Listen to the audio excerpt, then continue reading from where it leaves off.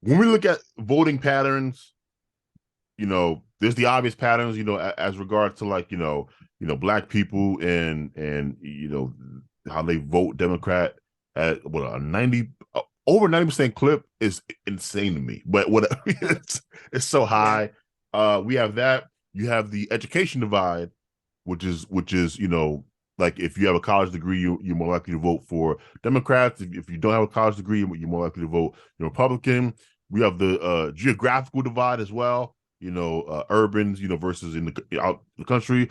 The one divide that no one talks about, which is the most apparent, is gender, and Yeah. Yeah. it it, it cuts across race, it cuts across ethnicity, uh, even geography. It is hard for me to understand the way women see the world. Uh, you know, and I view myself as a very empathetic person. Uh-huh. So I try to understand, what are women seeing that allows them to embrace, encourage a lot of the left wing stuff, including the trans stuff, which I would think Mm. would be the one thing that would. But no, you see, and this is borne out by data that men are more suspicious of the trans movement than women Yeah. are. Yeah. Explain this to me. What is going on with with that gender divide in politics? I'm glad you asked. Well, Jordan Peterson talks a lot about this. Actually, one of the things he'll tell you, he'll go into the brains. He's a scientist, not surgeon, neuroscientist. He goes into the brains of men and women. Well, women are more agreeable.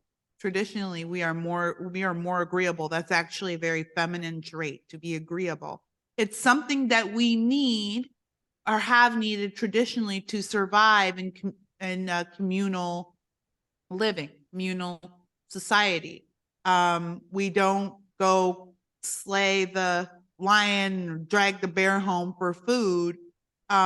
We nurture, we raise the kids. So we have to we have to, okay, whatever comes home, whatever comes through that door, I'll deal with. If that's a bear, I'll deal with how to cook that up. If it's just a mouse, I got to deal with how to.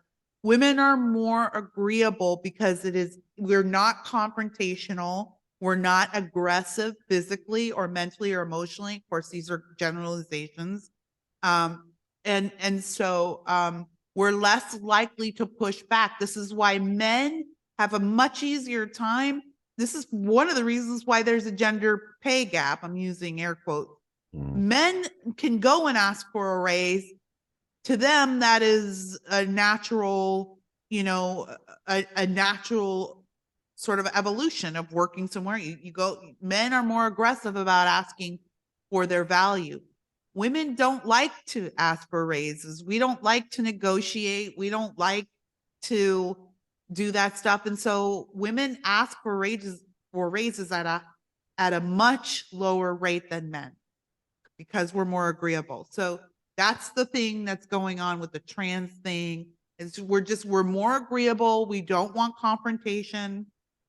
Um, and we want to be nurturing. And so we're looking at these people as people to be nurtured. This is why, if you look around the world, when you see governments that are majority female, there's all kinds of wackadoodle stuff going on. That is just that is the long and the short of it. But here's the other thing.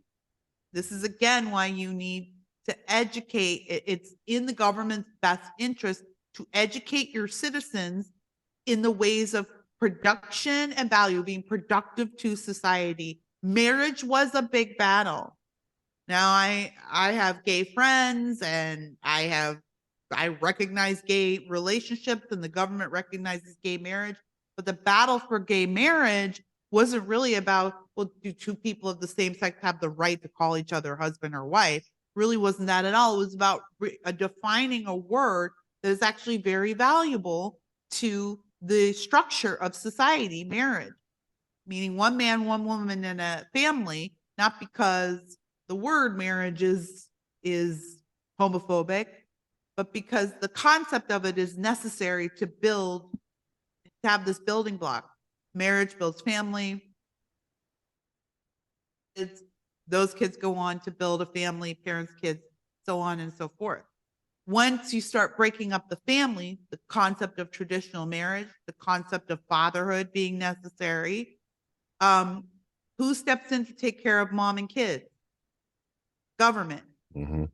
Now you've raised an entire generation of people who aren't really getting married, or they're getting married later in life. They're not having a lot of kids. They're squeezing out one kid at age 40 or 45 instead of having large families and starting early. You have a lot of women who are going into their late 30s and 40s without a husband, without someone to care for them, without a partner to make a plan with. Who's their partner? The government.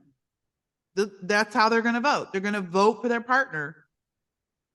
That's why it's more likely that women like me who have been married long term are more likely to vote conservatively or for Republicans. We're not looking to government to be a partner. We're not looking to government to raise our kids.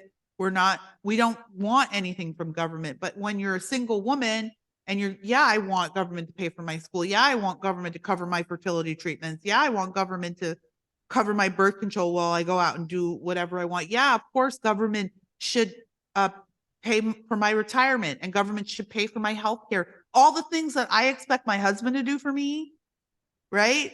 All the things my husband does do for me. This is what women are voting for. So this is why you have more women voting.